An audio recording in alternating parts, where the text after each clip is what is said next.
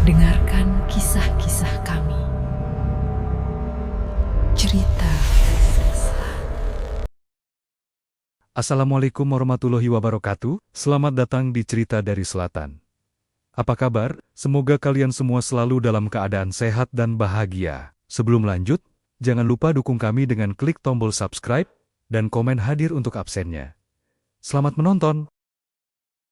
Hujan tidak sekadar turun. Langit seolah menumpahkan dendam lama ke atas bumi. Jalan aspal yang membelah hutan jati alas roban itu tampak seperti ular hitam raksasa yang licin dan berbahaya. Di atas motor bebek tua, yang mesinnya menderu kasar, Ranu berusaha mempertahankan kendali. Visor helmnya berembun, membuat pandangan pemuda itu hanya terbatas pada sorot lampu kuning redup yang memantul di genangan air.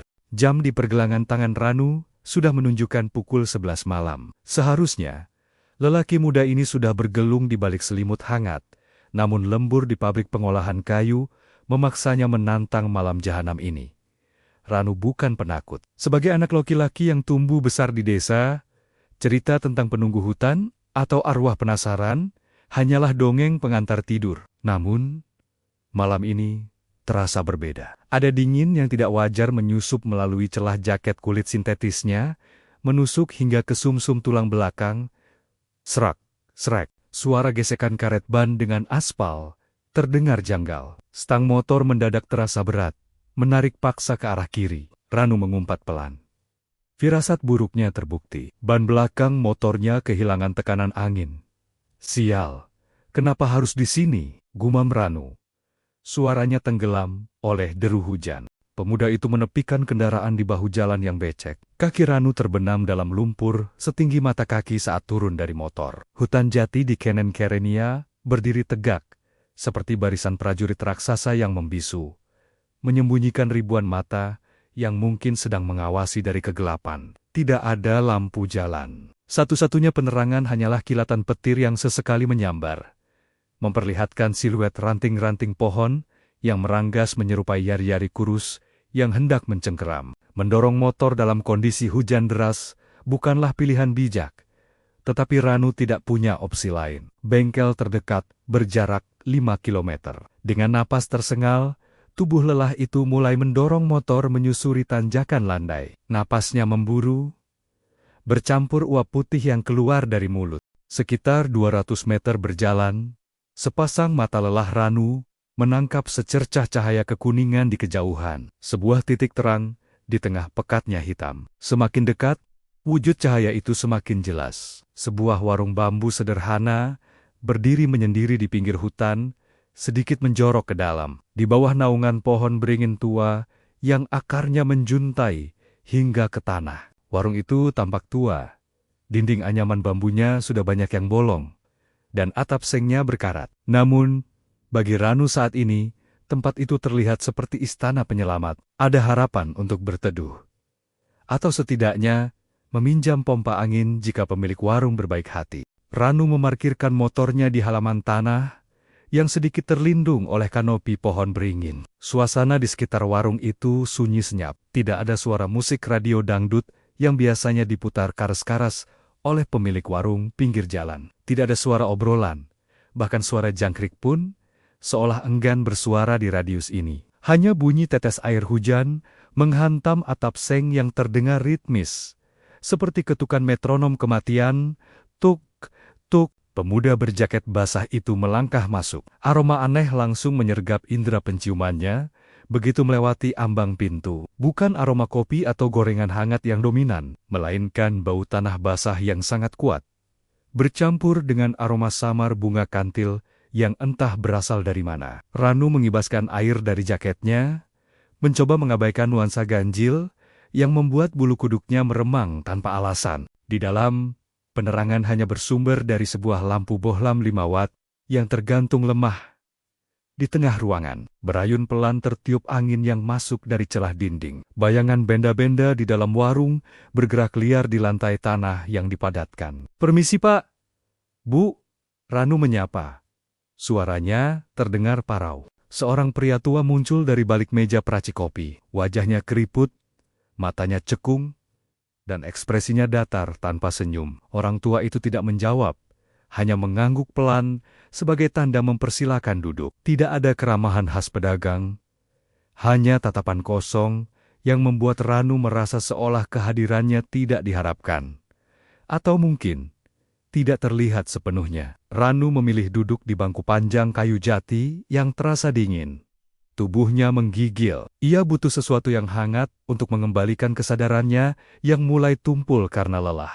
Kopi hitam satu, Pak, panas, pesan Ranu singkat. Si penjual berbalik badan tanpa kata, mulai menyeduh air dari teko aluminium yang mendesis di atas kompor minyak tanah. Suara air mendidih itu menjadi satu-satunya kebisingan di ruangan tersebut. Ranu mengedarkan pandangan ke seluruh penjuru warung. Sepi, kosong. Namun, saat pandangannya menyapu sudut ruangan yang paling gelap, jantung Ranu serasa berhenti berdetak sesaat. Di pojok sana, duduk seseorang. Sosok itu membelakangi cahaya lampu, mengenakan hoodie abu-abu lusuh yang tudungnya dinaikkan menutupi kepala. Punggung itu tampak familiar. Postur tubuh yang sedikit membungkuk, cara duduk dengan satu kaki, ditekuk naik ke bangku. Memori di kepala Ranu berputar cepat memanggil ingatan masa lalu. Rasa penasaran mengalahkan rasa takut dan dingin yang sejak tadi mendera. Ranu menyipitkan mata, mencoba menembus keremangan. Sosok itu perlahan mengangkat kepala, lalu menoleh ke arahnya. Waktu seakan membeku. Di luar, guntur meledak keras. Namun telinga Ranu menjadi tuli terhadap suara alam. Fokusnya terkunci pada wajah di pojok ruangan itu. Wajah yang sudah bertahan-tahan tidak ia lihat karena kesibukan merantau. Wajah sahabat terbaik yang selalu berbagi bekal makan siang saat sekolah dasar dulu. Itu Benny. Benny. Suara Ranu tercekat di tenggorokan, keluar hanya berupa bisikan ragu. Pemuda itu setengah bangkit dari duduknya, tidak percaya dengan apa yang dilihat oleh kedua matanya. Bagaimana mungkin Benny masih tinggal di desa seberang, sedangkan Ranu sudah lama tidak mendengar kabar sahabatnya itu sejak ponsel lamanya hilang setahun lalu. Pertemuan di tengah hutan antah berantah pada jam 11 malam ini terasa mustahil, namun siluet di hadapannya terlalu nyata untuk disangkal. Sosok yang dipanggil menoleh sepenuhnya. Tudung hoodie abu-abu itu sedikit tersingkap, memperlihatkan wajah yang sangat Ranu kenal. Garis rahang yang tegas, hidung mancung, dan senyum khas yang selalu menyipitkan mata. Benar, itu Benny. Sahabat seperjuangan Ranu dari masa ingusan hingga lulus SMK. Sahabat yang sama-sama pernah dihukum. Hormat bendera karena terlambat masuk sekolah. Ranu, suara Benny terdengar pelan, namun cukup jelas untuk memecah keheningan warung. Nada suaranya datar, sedikit serak, seolah pita suaranya sudah lama tidak digunakan untuk berbicara. Ranu langsung melupakan rasa lelah dan dingin yang tadi menyiksa. Adrenalin kebahagiaan membanjiri tubuhnya. Dengan langkah lebar, pekerja pabrik itu menghampiri meja di pojok ruangan. "Ya ampun Ben, gila. Beneran kamu?" seru Ranu sambil menepuk bahu sahabatnya. Sentuhan itu terasa aneh. Bahu Benny terasa sangat keras dan dingin. Lebih dingin daripada udara malam di luar sana. Seperti menyentuh sebongkah es yang dibungkus kain. Namun, Ranu yang sedang diliputi euforia reuni menepis rasa ganjil itu. Ranu segera menarik kursi kayu reot di depan Benny dan duduk berhadapan. "Kamu ngapain di sini malam-malam, Ben? Sendirian lagi?" tanya Ranu antusias. Matanya meneliti penampilan sahabatnya. Benny terlihat pucat, sangat pucat. Kulit wajahnya yang dulu sawo matang, kini tampak putih, keabu-abuan. Seolah darah enggan mengalir di bawah permukaannya. Bibirnya sedikit membiru, pecah-pecah kering. Di bawah matanya terdapat lingkaran hitam pekat, seperti orang yang tidak tidur berhari-hari. Namun, senyum di wajah Benny tetap terpasang. Senyum tulus yang menenangkan. Meski sorot matanya tampak kosong dan jauh. "Nunggu hujan reda, Nu? Sekalian istirahat sebentar," jawab Benny singkat. Ia tidak banyak bergerak. Tangannya yang kurus tetap tertelungkup di atas meja, diam tak bergerak. "Sama. Aku juga. Ban motorku kempes di depan. Sial banget rasanya. Tapi untung ada kamu di sini. Jadi nggak kerasa serem." Ranu tertawa renyah, mencoba mencairkan suasana. Udah lama banget kita nggak ketemu ya. Terakhir pas lebaran 2 tahun lalu, aku sibuk banget di kota, Ben. Maaf ya, nomor HP-ku hilang. Jadi putus kontak sama anak-anak kampung. Benny hanya mengangguk pelan. Gerakan lehernya terlihat kaku. Patah-patah. Nggak apa-apa, Nu. Yang penting sekarang ketemu. Aku seneng lihat kamu sehat. Kalimat itu sederhana. Tapi entah mengapa, membuat dada Ranu terasa sesak. Ada ketulusan yang mendalam, sekaligus kesedihan yang tak terucapkan dalam nada bicara Benny. Penjual warung datang mengantarkan kopi pesanan Ranu. Gelas kaca belimbing berisi cairan hitam pekat diletakkan di meja dengan bunyi kelunting yang nyaring. Uap panas mengepul, membawa aroma kafein yang sedikit menenangkan saraf. Anehnya, penjual tua itu sama sekali tidak menoleh ke arah Benny. Pria tua itu meletakkan kopi hanya untuk Ranu, lalu segera berbalik pergi, sioliola kursi, di depan Ranu kosong melompong. Ranu tidak ambil pusing. Mungkin Benny sudah memesan dan menghabiskannya.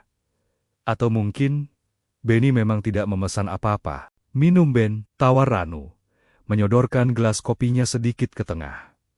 Benny menggeleng pelan. Buat kamu saja, Nu.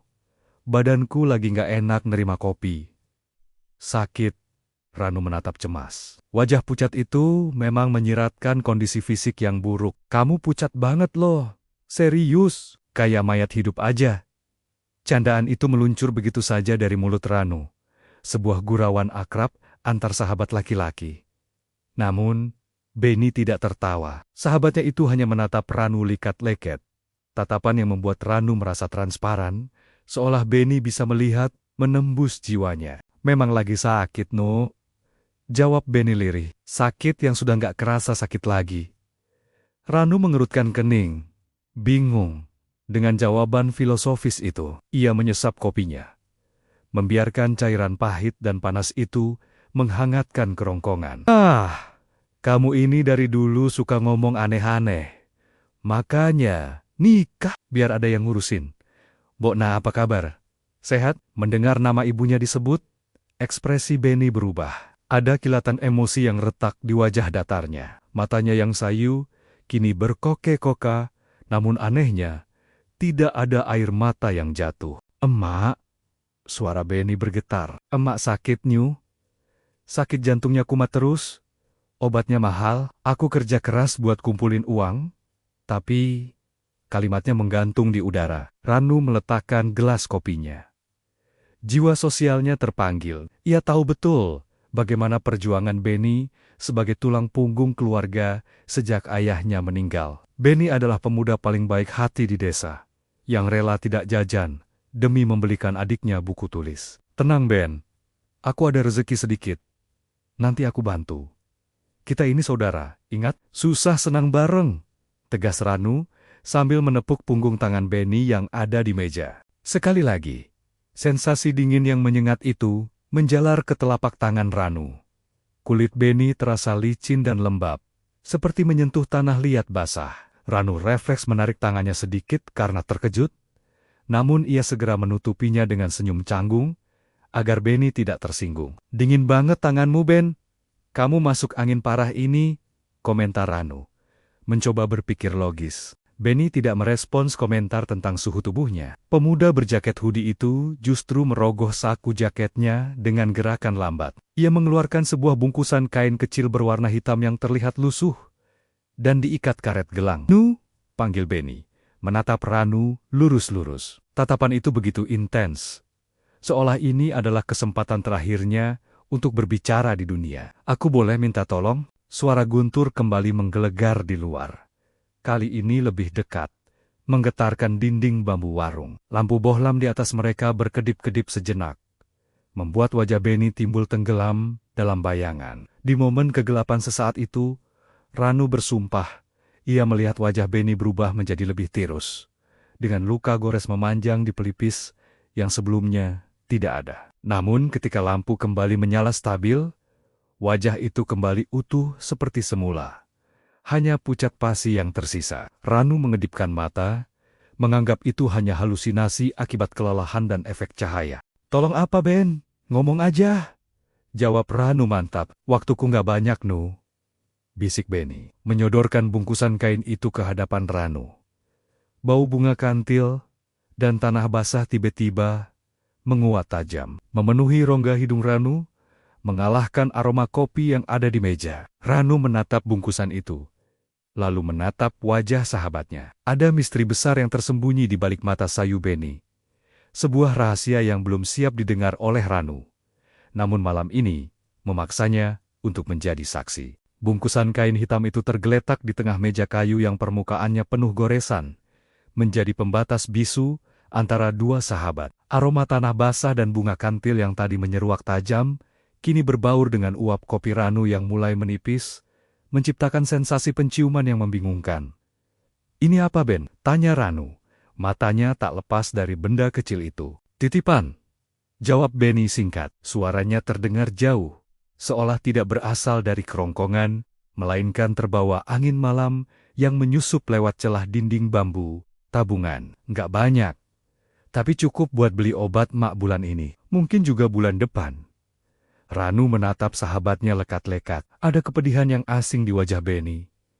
Wajah yang biasanya ceria, yang dulu selalu menjadi biang kerok tawa saat mereka membolos jam pelajaran matematika, kini tampak begitu ringkih. Sorot mata itu redup, kehilangan binar kehidupan yang dulu selalu Ranu kagumi. "Kenapa nggak kamu kasih sendiri? Rumahmu cuma 10 menit dari sini. Kalau lewat jalan pintas," desak Ranu, mencoba menyelami keanehan sikap sahabat karibnya itu. Beni tersenyum tipis.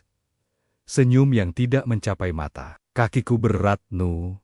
Rasanya jauh sekali untuk pulang." Jawaban itu membuat bulu kuduk Ranu meremang tanpa alasan yang jelas. Kalimat itu terdengar metaforis, namun diucapkan dengan nada literal yang mengerikan. Ranu mencoba mengabaikan perasaan ganjil tersebut dengan menyesap kopinya lagi. Cairan hitam itu sudah mulai hangat-hangat kuku, kehilangan panasnya terlalu cepat, seolah suhu di sekitar meja mereka menyedot semua energi kalor yang ada.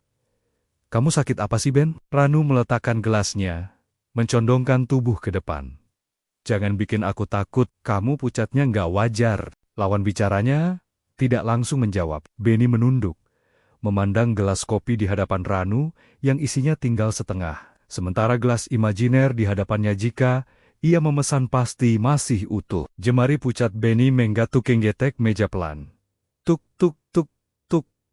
Iramanya lambat, senada dengan tetes hujan di luar yang mulai mereda.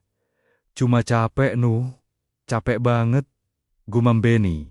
"Akhirnya, badanku rasanya remuk, kayak habis dihantam benda keras." Ranu meringis simpati. Ia membayangkan pekerjaan Beni sebagai kuli angkut di pasar induk pekerjaan terakhir yang ia tahu digeluti sahabatnya itu. "Makanya, cari kerjaan lain. Ikut aku ke kota. Di pabrikku lagi butuh tenaga gudang. Gajinya lumayan, gak perlu hujan-hujanan begini." Mendengar tawaran itu, Beni menggeleng pelan. Gerakannya kaku. "Gak bisa, Nu. Waktuku di sini sudah habis." "Maksudnya?" "Aku harus pergi jauh. Merantau lagi." "Kemana?" "Kalimantan." "Sumatera." Cecar Ranu, nada suaranya meninggi karena frustrasi dengan jawaban-jawaban teka-teki itu. Beni mengangkat wajah, menatap lurus ke manik mata Ranu. Tatapan itu kosong, hampa, bagaikan sumur tua yang dasar gelapnya tak tersentuh cahaya. Namun di balik kehampaan itu, Ranu bisa merasakan gelombang kerinduan yang amat sangat. Kerinduan seorang anak pada ibunya. Kerinduan seorang teman pada masa lalu yang tak mungkin terulang. "Lebih jauh dari itu, Nu," bisik Beni. Suaranya bergetar halus. "Tolong titip emak, ya. Kamu satu-satunya orang yang aku percaya. Emak suka lupa makan kalau mikirin aku. Bilang sama emak, Beni udah gak sakit lagi." Beni udah tidur nyenyak. Angin malam mendadak berhembus kencang, menerobos masuk warung, membuat lampu bohlam di atas kepala mereka berayun liar. Bayangan tubuh Beni memanjang dan memendek di dinding anyaman bambu, menciptakan siluet yang seolah-olah ingin melepaskan diri dari tubuh aslinya. Suasana mendadak menjadi sangat mencekam. Suara jangkrik yang tadi sempat terdengar, kini mati total. Ranu merasakan hawa dingin yang menusuk tulang. Bukan dinginnya hujan, melainkan dingin yang memancar dari sosok di hadapannya. Ia ingin bertanya lebih lanjut, ingin memaksa Benny menjelaskan maksud ucapan perpisahan itu. Namun lidahnya keluh. Ada otoritas gaib dalam kesedihan Benny yang membuat Ranu tak berani membantah. Diminum dulu kopinya. Atau pesen teh anget gih, biar enak ngobrolnya. Ranu mencoba mengalihkan topik. Suaranya terdengar putus asa. Benny hanya diam, tidak bergerak, tidak bernapas. Dadanya yang tertutup hoodie abu-abu itu tidak naik turun selayaknya orang hidup.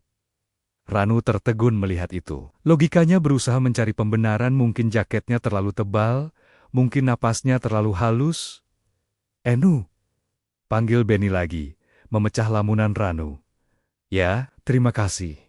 Sudah jadi teman terbaikku. Maaf, kalau aku nggak sempat pamit yang benar." Kalimat itu terdengar final, seperti bunyi palu hakim yang menutup persidangan. Hujan telah berhenti sepenuhnya, menyisakan suara tetesan air dari daun-daun pohon jati yang jatuh menimpa atap seng warung. Keheningan hutan malam kembali merayap masuk, mengambil alih kebisingan badai yang tadi sempat meraja. Di meja kayu itu, Benny mendorong bungkusan kain hitam lebih dekat ke arah Ranu. Gerakannya sangat pelan, seolah membutuhkan seluruh sisa tenaga yang ia miliki. "Simpan ini, Nu." "Sekarang," perintah Benny. Nadanya mendesak, namun tetap lembut. "Jangan dibuka di sini. Langsung kasih ke emak besok pagi. Jangan ditunda, Ranu." Yang terhipnotis oleh urgensi dalam suara sahabatnya, menuruti perintah itu tanpa banyak tanya. Tangan kasarnya meraih bungkusan kain tersebut. Berat. Benda itu terasa lebih berat dari ukurannya. Di dalamnya terdapat tekstur kertas dan logam, mungkin uang kertas yang digulung padat dan beberapa koin receh. Dingin bungkusan itu menular ke kulit tangan Ranu, membuatnya sedikit bergidik. "Iya, Ben. Besok pagi banget, sebelum berangkat kerja, aku mampir ke rumahmu." Janji Ranu bersungguh-sungguh. Ia menarik tas selempang kanvasnya yang basah, membuka resletingnya yang sedikit macet. Pemuda itu menunduk, sibuk menyisihkan jas hujan plastik di dalam tas, agar bungkusan berharga titipan Benny bisa masuk dengan aman ke bagian paling dalam. Ia ingin memastikan amanah ini terjaga, tidak basah, dan tidak tercecer. "Kamu tenang aja, Ben. Emakmu aman sama aku. Nanti aku juga bilangin soal kerjamu, biar beliau nggak khawatir." Celoteh Ranu sambil merapikan isi tasnya. Matanya fokus ke dalam tas yang gelap.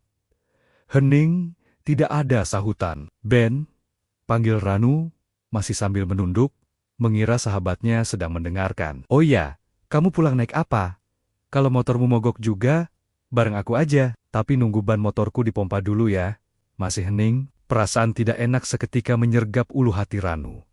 Hening yang tercipta bukan sekadar diamnya seseorang, melainkan kekosongan absolut, hilangnya presensi. Dengan gerakan cepat, Ranu mengangkat kepala. Kursi di hadapannya kosong. Jantung Ranu serasa mencelos jatuh ke perut. Ia mengerjap-ngerjapkan mata, menyapu pandangan ke seluruh penjuru warung yang sempit itu. Tidak ada siapa-siapa. Benny lenyap, bukan pergi berjalan kaki, bukan beranjak ke toilet, tapi benar-benar menghilang seolah ditelan bumi dalam hitungan detik. Saat Ranu menunduk, "Ben!" seru Ranu. Suaranya memantul di dinding bambu. Pemuda itu melompat berdiri. Kursi kayunya berdecit keras bergesekan dengan lantai tanah. Ranu berlari keluar warung, menuju halaman tanah yang becek. Matanya menyisir kegelapan jalan raya dan pinggiran hutan. "Benny, jangan bercanda woi!" teriaknya lagi. Nihil. Jalanan aspal di depan warung itu sunyi senyap, memanjang gelap ke kiri dan kanan, tanpa ada tanda kehidupan. Tidak ada suara langkah kaki, tidak ada suara deru motor lain, hanya kabut tipis yang mulai turun dari sela-sela pohon jati, merayap di permukaan tanah seperti asap dupa. Mustahil Benny bisa lari secepat itu. Ranu hanya menunduk tidak sampai 10 detik. Manusia biasa tidak akan bisa menghilang sejauh jangkauan mata dalam waktu sesingkat itu. Apalagi, Benny tadi terlihat sakit dan lemah. Ranu berbalik, menatap kembali ke dalam warung. Kursi tempat Benny duduk tadi masih di posisi yang sama, namun kini terasa begitu dingin dan asing. Ia melihat ke arah meja. Tidak ada bekas gelas kopi, tidak ada jejak air, Bahkan, tidak ada jejak basah di lantai tempat kaki Benny seharusnya berpijak dengan sepatu yang pasti basah karena hujan. Semuanya kering. Hanya satu bukti bahwa pertemuan itu nyata, bungkusan kain hitam yang kini memberatkan tas selempang Ranu. "Mas," sebuah suara serak mengejutkan Ranu. Ia terlonjak kaget, nyaris terjungkal. Si pemilik warung, Pak Tua yang sejak tadi diam di balik meja peracik, kini berdiri di ambang pintu samping. Wajah keriputnya tampak lebih pucat di bawah sinar bulan yang mulai mengintip dari balik awan. Mata tua itu menatap Ranu dengan campuran rasa takut dan kasihan.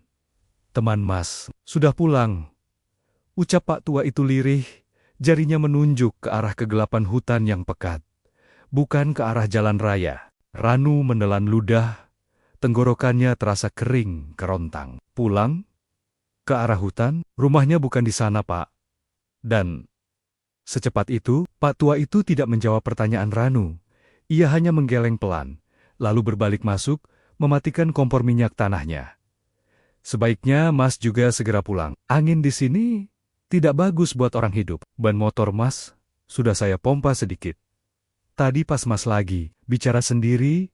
Kata-kata terakhir itu menghantam kesadaran Ranu seperti pukulan palu godam.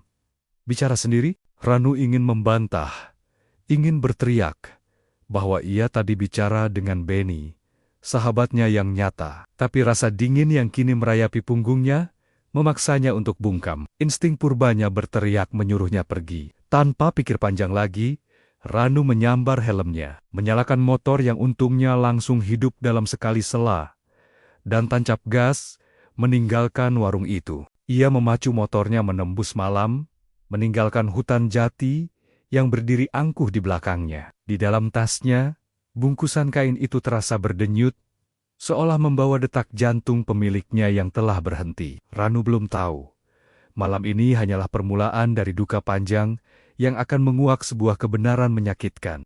Perjalanan pulang terasa 10 kali lebih lama dari biasanya. Jalanan aspal yang basah memantulkan cahaya lampu motor Ranu, menciptakan ilusi optik si kenaken.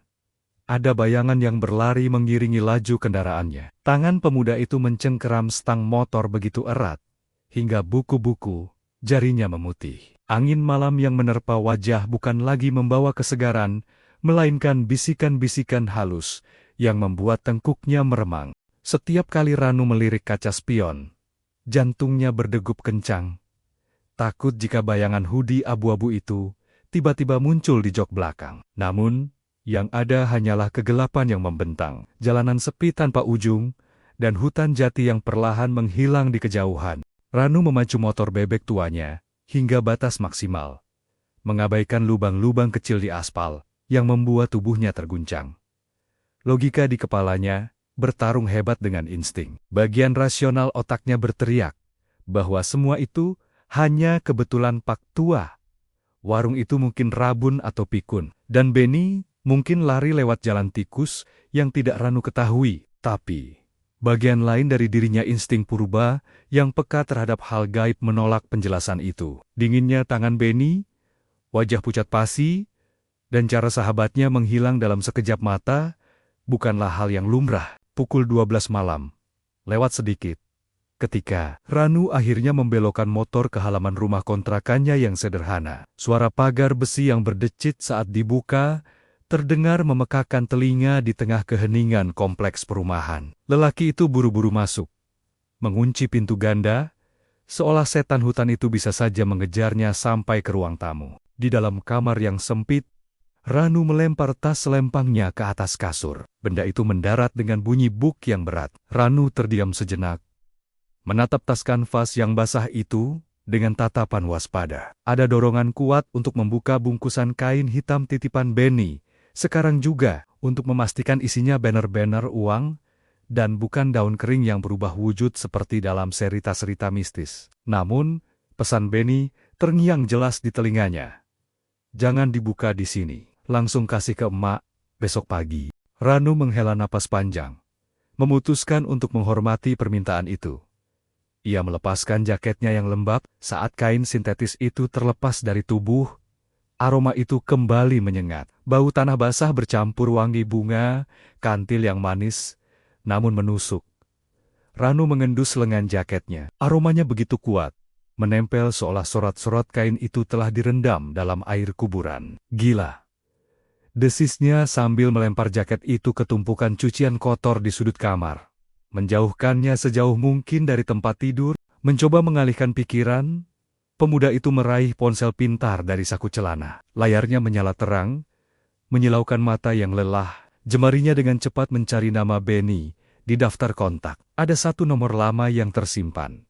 Nomor yang sudah setahun ini tidak pernah aktif. Namun, rasa penasaran yang membakar dada memaksanya untuk mencoba sekali lagi. Tuut, tuut, bukan nada sambung yang terdengar, melainkan suara operator yang datar dan tanpa emosi.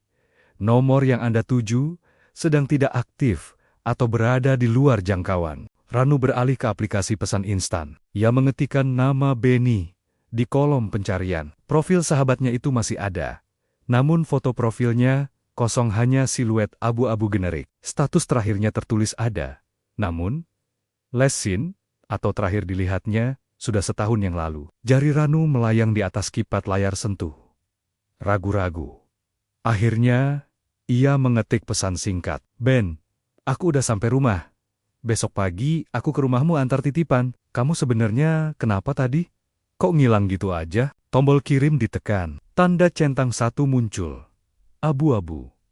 Pesan itu terkirim ke server, tapi tidak sampai ke penerima. Ranu menatap layar itu selama beberapa menit, berharap tanda centang itu berubah menjadi 2, atau bahkan menjadi biru. Namun, layar ponsel perlahan meredup, lalu mati, meninggalkan pantulan wajah Ranu yang terlihat lelah dan ketakutan. Malam itu, tidur menjadi barang mewah yang sulit didapat. Setiap kali Ranu memejamkan mata, bayangan wajah Benny yang pucat di bawah lampu remang warung kembali muncul. Kalimat waktuku tidak banyak berputar-putar di kepalanya, seperti kaset rusak. Di luar jendela kamar, angin menderu pelan, mengetuk-ngetuk kaca nako. Ranu menarik selimut hingga menutupi kepala.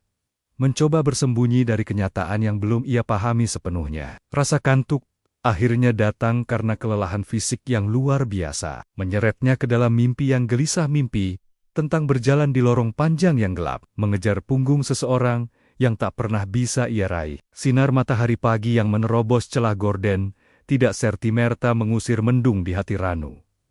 Ia terbangun dengan kepala yang terasa berat.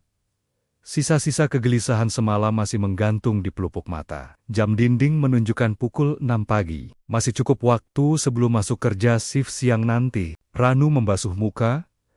Air dingin dari keran sedikit membantunya sadar sepenuhnya. Ia tidak sarapan. Perutnya terasa mual, menolak diisi makanan. Fokus utamanya pagi ini hanya satu. Menuntaskan janji pada Benny. Tas lempang berisi bungkusan misterius itu disandangnya kembali. Beratnya masih sama, terasa nyata di bahu. Ini membuktikan bahwa kejadian semalam bukan mimpi. Bungkusan itu ada. Benny memberikannya. Itu fakta fisik yang tak terbantahkan. Motor bebek yang semalam sempat mogok, kini melaju lancar membelah jalanan desa yang mulai ramai. Anak-anak sekolah berseragam merah putih berjalan beriringan di pinggir jalan. Para pedagang sayur menggelar dagangan, dan petani mulai turun ke sawah. Kehidupan berjalan normal, kontras sekali dengan suasana mistis di warung hutan jati semalam. Pemandangan ini sedikit memberi Ranu ketenangan. Mungkin, pikirnya, semalam ia hanya terlalu lelah dan berhalusinasi soal hilangnya Benny. Dan sahabatnya itu sebenarnya pulang dengan wajar. Rumah Benny terletak di desa sebelah, sekitar 15 menit perjalanan. Ranu hafal betul jalan menuju ke sana. Dulu, hampir setiap hari ia main ke rumah joglo tua itu, numpang makan masakan Boknah yang lezat meski sederhana. Ada rasa rindu yang membuncah saat Ranu memasuki gerbang desa sahabatnya. Ia membayangkan akan memarahi Benny habis-habisan karena lelucon menghilang semalam. Lalu mereka akan tertawa bersama sambil minum teh hangat buatan Boknah. Namun, senyum yang sempat tersungging di bibir Ranu perlahan pudar saat motornya mendekati belokan gang rumah Benny. Di ujung gang, tertancap sebuah bendera kecil. Warnanya kuning. Kain bendera itu terlihat agak lusuh. Ujung-ujungnya sedikit robek dimakan angin, menandakan sudah beberapa hari terpasang di sana. Di budaya Jawa, bendera kuning hanya berarti satu hal: kematian. Jantung Ranu berdegup kencang, memukul-mukul rongga dadanya. "Ah, mungkin tetangga," gumamnya. Mencoba menepis firasat buruk yang mulai mencekik leher, Ranu melajukan motornya pelan memasuki gang. Semakin dekat ke rumah Beni, suasana semakin terasa berbeda. Tidak ada tenda atau terop besar yang biasanya menutupi jalanan saat ada orang meninggal, mungkin karena sudah lewat beberapa hari. Tapi aura duka itu masih kental terasa di udara. Beberapa kursi plastik sewaan masih tertumpuk di halaman rumah Beni. Sisa kelopak bunga mawar dan melati yang sudah mengering terlihat berserakan di tanah. Ranu mematikan mesin motor tepat di depan pagar kayu rumah Beni yang catnya sudah mengelupas. Kakinya terasa lemas saat turun menapak tanah. Ia menatap bendera kuning yang satu lagi, tertancap tepat di tiang pagar rumah sahabatnya. Mustahil, dengan langkah gemetar, Ranu memberanikan diri masuk ke halaman. Pintu depan rumah terbuka lebar. Di ruang tamu yang sederhana, duduk seorang wanita tua di atas tikar pandan. Tubuhnya kurus kering, rambutnya yang memutih, tertutup kerudung hitam. Wanita itu sedang melipat pakaian kemeja flanel dan kaos oblong yang sangat Ranu kenal. Itu pakaian Beni. "Mbok Na," panggil Ranu pelan. Suaranya serak. Wanita tua itu mendongak, matanya bengkak, dikelilingi lingkaran hitam tanda kurang tidur, dan terlalu banyak menangis. Butuh beberapa detik bagi wanita itu untuk mengenali sosok pemuda yang berdiri di ambang pintu, terhalang cahaya matahari pagi. "Nak Ranu?" Suara Mbok Nah terdengar lemah, rapuh seperti ranting kering. Ranu segera masuk, berlutut dan menyalami punggung tangan wanita yang sudah ia anggap seperti ibunya sendiri itu. Tangan Mbok Nah terasa hangat, sangat berbeda dengan tangan dingin Beni semalam. Tangis Mbok Nah pecah saat melihat wajah sahabat anaknya itu. Ia memeluk Ranu erat, menumpahkan kesedihan yang tak terbendung. "Maafkan Ranu, Mbok. Ranu baru tahu." "Ranu baru sempat main," ucap Ranu terbata-bata. Bingung harus berkata apa, karena ia sendiri masih dalam penyangkalan. Setelah tangisnya sedikit reda, Mbok Nah melepaskan pelukan, menyeka air mata dengan ujung kerudungnya. "Enggak apa-apa, Le. Mbok ngerti kamu sibuk di kota. Beni juga pasti senang kamu datang." Ranu menelan ludah, memberanikan diri bertanya hal yang paling ia takutkan. "Siapa yang meninggal, Mbok?" "Bapak kan sudah lama." Mbok Nah menatap Ranu dengan tatapan nanar, seolah pertanyaan itu adalah pisau yang mengiris kembali luka yang belum kering. "Ya Beni, Le, siapa lagi? Di rumah ini cuma tinggal kami berdua," jawab Mbok Nah lirih. Dunia Ranu seakan runtuh saat itu juga. Lantai tempatnya berlutut terasa bergoyang. Telinganya berdengung hebat. "Tapi Mbok..." Ranu menggeleng kuat, berusaha menolak kenyataan. Semalam Ranu ketemu Beni di warung kopi dekat hutan jati. Kami ngobrol. Mbok, Beni pesen kopi tapi nggak diminum. Dia pakai hoodie abu-abu." Mendengar itu, tangis Mbok Nah berhenti seketika. Wajah tuanya memucat. Ia menatap Ranu dengan mata terbelalak horor bercampur takjub. "Kapan?" "Semalam," tanya Mbok Nah memastikan. "Iya Mbok, tengah malam. Dia nitip ini buat Mbok." Ranu dengan tangan gemetar membuka tasnya, mengeluarkan bungkusan kain hitam yang sejak tadi dibawanya. Ia meletakkan bungkusan itu di atas tikar di antara mereka. Mbok Nah menutup mulutnya dengan tangan, menahan jeritan tertahan. Ia mengenali bungkusan itu. Itu adalah sapu tangan hitam milik almarhum suaminya, yang sering dibawa Beni ke Monumana sebagai jimat keberuntungan. Dengan tangan gemetar, Mbok Nah membuka ikatan karet gelang pada bungkusan itu. Di dalamnya terdapat gulungan uang pecahan 50.000 dan 20.000 yang lusuh, serta beberapa lembar uang ratusan ribu. Di sela-sela uang itu terselip secari kertas sobekan buku tulis. "Beni meninggal 7 hari yang lalu, Nak Ranu." "Ishak Mbok Nah." Suaranya parau. "Kecelakaan tunggal di tikungan hutan jati. Dompet dan uang tabungannya hilang di lokasi kejadian, nggak ketemu sampai sekarang. Padahal Itu uang buat nebus obat jantung, Bo. Ranu terpaku. 7 hari lalu. Jadi, sosok yang duduk bersamanya semalam, yang memintanya menjaga ibunya, yang tangannya sedingin es, adalah arwah Beni, arwah sahabatnya yang masih penasaran karena amanahnya belum tersampaikan. Ranu menatap foto Beni di dinding ruang tamu. Foto itu diambil saat Lebaran tahun lalu. Beni tersenyum lebar, mengenakan hoodie abu-abu yang sama persis dengan yang dilihat Ranu semalam. 7 hari, bisik Ranu. Air matanya akhirnya jatuh menetes membasahi tikar pandan. Pantesan dia bilang, waktunya nggak banyak. Semalam adalah malam ke-7 kematian Beni. Malam terakhir, arwahnya berpamitan sebelum pergi untuk selamanya. Dan ia memilih Ranu untuk menuntaskan urusan duniawinya. Udara di ruang tamu itu mendadak terasa sesak, seolah oksigen tersedot habis oleh kabar kematian yang baru saja terucap. Ranu menggelengkan kepala berulang kali. Gerakan refleks dari akal sehat yang menolak mempercayai hal di luar logika. Keringat dingin mulai merembes di pelipisnya. Bukan karena panas, melainkan karena guncangan psikologis yang hebat. Nggak mungkin, Bo. Demi Tuhan, itu Beni, bantah Ranu lagi. Suaranya parau menahan gejolak. Dia pakai hoodie abu-abu kesayangannya. Dia bahkan senyum. Mbok, senyum khas Beni yang matanya menyipit. Masak Ranu, ngobrol sama hantu, tangannya memang dingin. Tapi, kalimat Ranu terhenti. Ingatan tentang dinginnya tangan Beni yang seperti es. Wajahnya yang pucat tanpa rona darah. Dan bau tanah basah yang menyengat kembali menghantui pikirannya. Potongan-potongan puzzle yang semalam terasa janggal, kini mulai tersusun membentuk gambar yang mengerikan. Mbok Nah tidak membantah penyangkalan Ranu.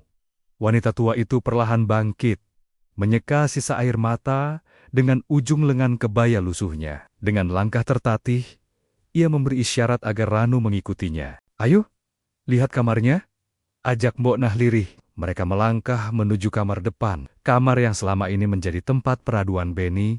Saat pintu kayu itu didorong terbuka, aroma kamper dan minyak angin menyergap hidung, bercampur dengan bau khas kamar yang sudah ditinggalkan penghuninya, bau kesunyian. Di dalam kamar itu, waktu seolah berhenti. Kasur kapuk beralas spray batik tertata rapi, terlalu rapi. Di atas meja belajar kecil di sudut ruangan, buku-buku catatan Beni masih tertumpuk. Namun, pandangan Ranu langsung tersedot pada satu objek yang tergantung di balik pintu. Sebuah hoodie abu-abu. Jaket itu tergantung lemas di hanger plastik. Kondisinya kotor, penuh bercak tanah kering, dan noda darah yang sudah menghitam di bagian dada serta lengan. Bagian bahunya robek besar, sisa dari tragedi kecelakaan yang merenggut nyawa pemiliknya. Ranu menutup mulut dengan tangan, menahan mual dan ngeri yang datang bersamaan. Itu jaket yang sama. Persis, bedanya, yang ia lihat semalam tampak utuh, meski lusuh. Yang ada di hadapannya, kini adalah saksi bisu benturan keras di aspal hutan jati. Polisi mengembalikan pakaian terakhir yang dipakai Beni 3 hari lalu. Jelas Mbok Nah, dengan suara bergetar. Tangannya mengelus kain jaket yang ternoda itu dengan penuh kasih sayang, seolah sedang membelai anak lelakinya. Dompet dan uangnya hilang. Warga bilang mungkin terpental ke semak-semak atau diambil orang yang lewat. Ranu mundur selangkah. Punggungnya menabrak lemari pakaian.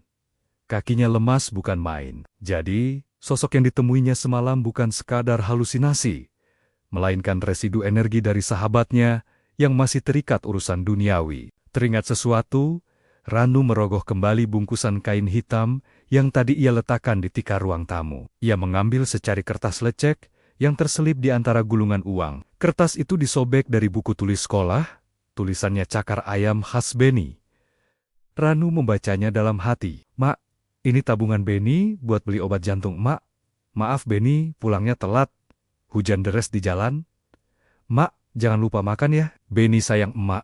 Tulisan itu terputus di sana. Ada coretan tinta yang memanjang ke bawah, seolah penulisnya tersentak, atau pena itu terlepas dari tangan secara paksa. Mungkin surat ini ditulis Beni sesaat sebelum ia berangkat pulang dari pasar. Atau mungkin ditulis di alam lain sebagai pesan terakhir. Ini tulisan Beni, Mbok. Ranu menyerahkan kertas itu dengan tangan gemetar. Dia benar-benar mikirin Mbok Nah. Sampai detik terakhirnya, Mbok Nah menerima kertas itu, membacanya sekilas, lalu tangisnya pecah kembali. Kali ini lebih histeris. Raungan seorang ibu yang menyadari betapa besar cinta anaknya, bahkan kematian pun tidak bisa menghentikan bakti sang anak. Uang di bungkusan itu adalah nyawa kedua bagi Mbok Nah. Namun, kini terasa seperti warisan duka yang teramat berat. Ranu menunduk dalam-dalam. Rasa takutnya perlahan berganti menjadi rasa haru yang menyayat hati. Benny, dalam wujud apapun ia datang semalam, tidak berniat menakuti. Sahabatnya itu hanya ingin menuntaskan tugas seorang anak. Ranu merasa kecil sekaligus bersyukur. Ia dipilih menjadi perantara terakhir. Namun, di sudut hati terdalam, rasa penasaran masih mengganjal. Jika Benny yang ia temui adalah arwah, lalu siapa yang menyajikan kopi? Apakah penjual warung itu juga hantu? Atau penjual itu melihat sesuatu yang tidak Ranu sadari? Matahari sudah condong ke barat, melemparkan sinar oranye kemerahan yang memanjang di atas aspal basah hutan jati. Langit sore itu tampak muram. Awan kelabu menggantung rendah, seolah alam masih berduka. Ranu memacu motornya kembali ke lokasi kejadian semalam. Ia belum pulang ke rumahnya sendiri sejak pagi. Ada satu hal yang harus dipastikan sebelum ia bisa tidur tenang. Warung kopi itu masih di sana. Di bawah naungan pohon beringin tua yang akar gantungnya menjuntai seperti rambut raksasa. Bangunan bambu itu tampak menyedihkan di siang hari. Atap sengnya berkarat parah. Dinding anyamannya miring. Tidak ada kesan magis seperti malam sebelumnya. Hanya kesan kumuh dan tua. Ranu memarkirkan motor di tempat yang sama. Suasana sepi, hanya ada suara burung gagak yang sesekali berkaok dari dalam hutan. Ia melangkah masuk. Di dalam, Pak Tua pemilik warung yang belakangan Ranu tahu bernama Pak Darto sedang mengelap gelas dengan kain kusam. Pria tua itu tersentak kaget saat melihat Ranu muncul di ambang pintu. Gelas di tangannya nyaris terlepas. Wajah keriputnya seketika menegang, matanya liar menatap ke belakang punggung Ranu, memastikan pemuda itu datang sendirian kali ini. "Mas," sapa Pak Darto ragu-ragu. Suaranya tidak sedatar semalam. Kini terdengar waspada. "Pak." Ranu langsung duduk di bangku panjang yang sama. Ia tidak memesan kopi. Tatapannya tajam mengunci mata si penjual.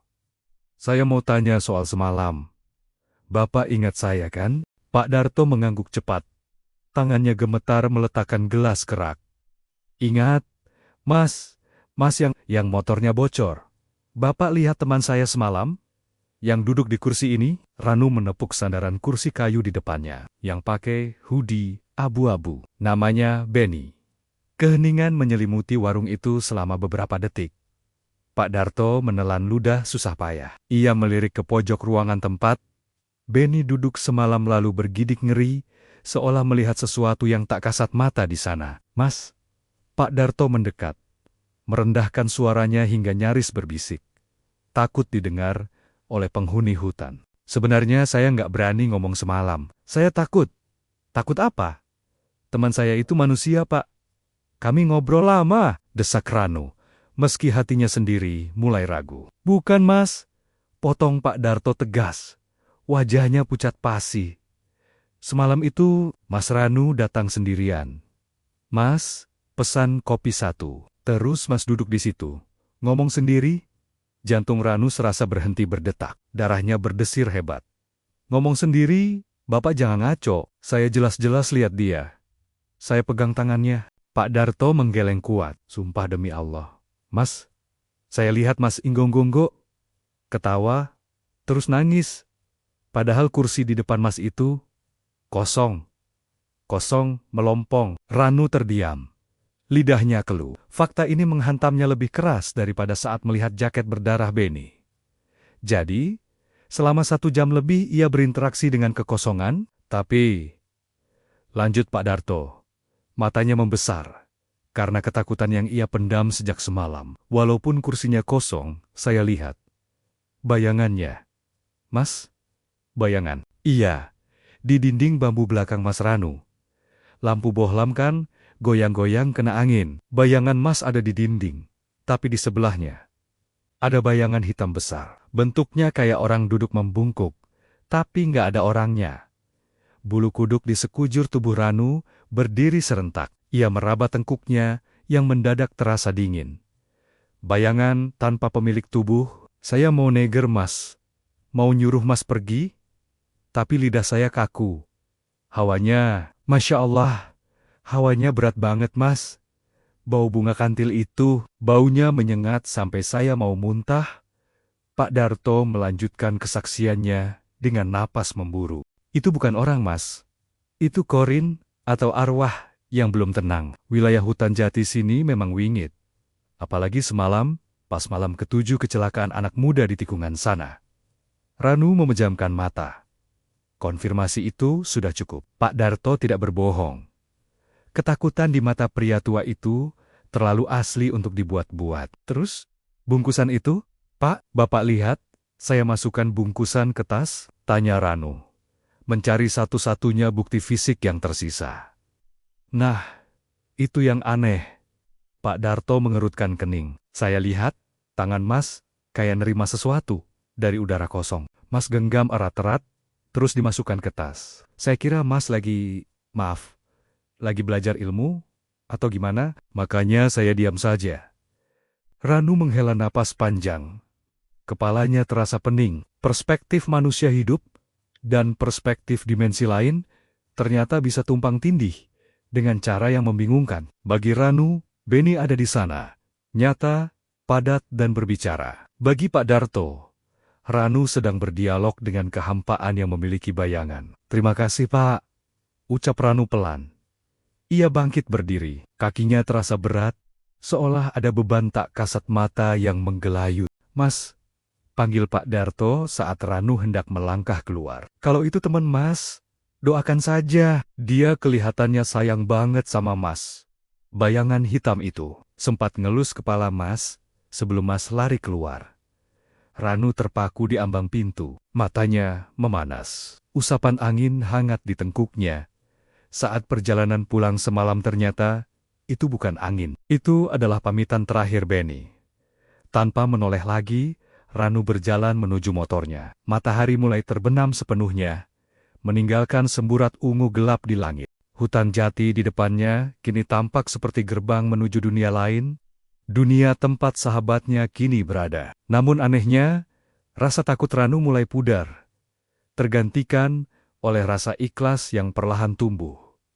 Beni sudah tidak sakit lagi. Tugas Ranu sekarang adalah memastikan pengorbanan sahabatnya tidak sia-sia. Malam itu, Ranu tidur dengan tubuh yang terasa remuk redam, namun jiwanya anehnya terasa lebih ringan. Tidak ada lagi ketakutan yang mencekam seperti malam sebelumnya. Lelah fisik dan mental yang bertumpuk akhirnya menyeret kesadaran pemuda itu ke alam bawah sadar yang paling dalam, jauh dari hiruk-pikuk dunia nyata. Dalam tidurnya, suasana berubah. Ranu mendapati dirinya kembali berada di warung kopi pinggir hutan jati itu. Namun, kali ini, warung tersebut tidak gelap, pengap, ataupun berbau tanah basah. Tempat itu bermandikan cahaya putih lembut yang menenangkan. Seolah matahari pagi menembus dinding anyaman bambu tanpa menyilaukan mata. Tidak ada suara hujan badai, hanya desau angin sepoi-sepoi yang membawa aroma melati segar. Di meja pojok tempat yang sama seseorang sedang duduk menunggunya. Bukan sosok pucat dengan hoodie berdarah yang ia lihat sebelumnya. Di sana duduk Beni, mengenakan kemeja koko putih bersih yang biasa dipakainya saat salat Jumat. Wajahnya berseri-seri, kulitnya segar kemerahan, dan senyumnya merekah lebar, menampilkan deretan gigi yang rapi. Tidak ada luka di pelipis, tidak ada lingkaran hitam di bawah mata. Beni terlihat sehat, bugar, dan tampan. Persis seperti masa-masa terbaiknya sebelum kecelakaan tragis itu merenggut segalanya. "Nu, sini duduk," panggil Beni. Suaranya jernih dan bergema lembut. Bukan suara serak parau yang Ranu dengar di dunia nyata. Ranu melangkah mendekat tanpa rasa takut sedikitpun. Dalam mimpi itu, ia sadar bahwa sahabatnya sudah tiada. Namun rindu mengalahkan logika kematian. "Ben, kamu kelihatan gagah banget," ucap Ranu kagum sambil duduk di hadapan sahabatnya. Beni tertawa renyah. tawa yang sangat Ranu rindukan. Ya dong, kan mau ketemu sahabat terbaik. Harus rapi. Lagi pula, badanku sudah enteng sekarang, Nuh. Sakit di dada, sakit di kaki. Semuanya hilang. Mereka berdua diam sejenak, menikmati kebersamaan dalam dimensi yang sunyi, namun damai itu. Benny menatap Ranu dengan tatapan penuh rasa terima kasih yang mendalam. Maaf ya, Nu, ucap Benny pelan, senyumnya berubah menjadi ekspresi penyesalan yang tulus. Maaf, kalau semalam aku nakutin kamu. Maaf kalau tanganku dingin. Maaf kalau aku bikin kamu bingung. Aku nggak bermaksud begitu. Ranu menggeleng cepat. Nggak apa-apa, Ben. Aku yang bego. Nggak sadar kalau kamu udah beda alam. Aku cuma kaget pas tahu dari Mbok. Nah, aku bingung, Nu. Benny melanjutkan ceritanya. Matanya menerawang. 7 hari aku muter-muter di sana. Bingung, sedih, kepikiran emak terus. Uang itu. Cuma itu peninggalanku buat emak. Kalau nggak sampai ke tangan emak, aku nggak bakal bisa jalan tenang ke sana. Untung ada kamu. Cuma kamu yang bisa lihat aku. Mungkin karena frekuensi hati kita sama. Benny kemudian mengulurkan tangannya. Kali ini, Ranu menyambutnya tanpa ragu. Genggaman tangan itu tidak lagi dingin seperti es. Terasa hangat, menenangkan, menyalurkan energi positif yang merambat ke seluruh tubuh Ranu. Makasih ya saudaraku. Amanahku sudah lunas. Emak sudah pegang uangnya. Bebanku sudah diangkat. Bisik Benny. Tubuhnya perlahan mulai memudar, menjadi transparan, menyatu dengan cahaya putih di sekeliling mereka. Jaga diri baik-baik. Nu, jadi orang sukses, jangan lupa ibadah. Jangan kayak aku yang kerjanya ngoyo sampai lupa istirahat, Ben. Tunggu, seru Ranu, mencoba menahan tangan sahabatnya yang mulai tak berwujud. Assalamualaikum, Ranu. Suara itu menggema, semakin jauh, semakin lirih, hingga akhirnya lenyap di telan cahaya yang semakin terang menyilaukan. Ranu tersentak bangun. Napasnya terengah-engah. Ia terduduk di tepi kasur. Keringat membasahi punggungnya, namun tidak ada rasa takut. Matanya basah oleh air mata, tapi bibirnya tersenyum. Di kamarnya yang sempit dan rimang-rimang subuh itu, tercium aroma wangi melati yang sangat kuat sama persis dengan aroma di mimpinya bertahan selama beberapa detik, sebelum akhirnya hilang terbawa angin pagi. Waalaikumsalam, Ben. Bisik Ranu pada kekosongan kamarnya. Minggu pagi itu, langit cerah membentang biru tanpa awan.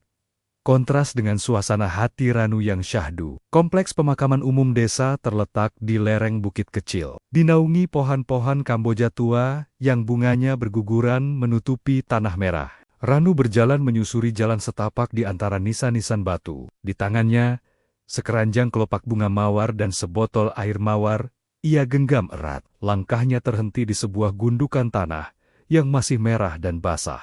Sebuah nisan kayu sederhana tertancap di sana, bertuliskan nama lengkap Benny bin Karto, beserta tanggal lahir dan wafatnya tanggal yang tepat, 7 hari sebelum pertemuan misterius di warung kopi. Di samping makam itu, Mbok Na sudah lebih dulu datang. Wanita tua itu sedang membersihkan rumput liar yang mulai tumbuh di sekitar gundukan. Wajahnya terlihat jauh lebih tenang dibandingkan kemarin, meski matanya masih sembab. Ada pancaran keikhlasan di sana. Beban berat di pundaknya, seolah telah terangkat sebagian berkat bantuan Ranu. Sudah lama, Mbok, sapa Ranu lembut, sambil berjongkok di sisi lain makam. Mbok Nah menoleh dan tersenyum tipis. Baru sebentar, Le. Terima kasih sudah mau nengok Benny. Ranu mengangguk. Ia mulai menaburkan kelopak bunga mawar ke atas tanah merah itu. Warna merah dan putih kelopak bunga tampak kontras dengan warna tanah, menciptakan lukisan perpisahan yang indah, namun pedih. Pemuda itu kemudian menuangkan air mawar dari kepala hingga kaki makam, membiarkan air itu meresap ke dalam bumi, seolah memberikan kesejukan bagi penghuninya. Ben, aku datang, ucap Ranu pelan.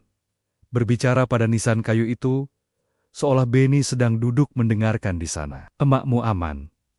Uangmu sudah dipakai beli obat. Kamu yang tenang ya di sana. Nggak usah mikirin dunia lagi. Utang janji kita buat motoran bareng ke pantai. Nanti aja kita tagih. Kalau aku udah nyusul kamu, suatu saat nanti. Angin berhembus pelan, menggoyangkan daun-daun Kamboja. Suasana hening, hanya terdengar lantunan doa-doa lirih yang dibacakan Mbok Nah.